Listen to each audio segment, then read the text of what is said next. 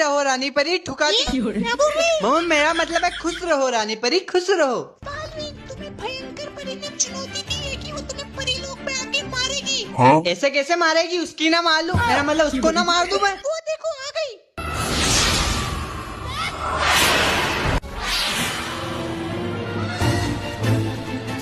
नहीं बालवीर रुको, तुम यहाँ परीलोक में युद्ध नहीं कर सकते। तो फिर कहाँ कमरे में ले जाऊं इसे? बालवीर मेरा मतलब है बाहर ले जाके ठोक इसको। ओ अच्छा ठीक है, आइए भयंकर परी।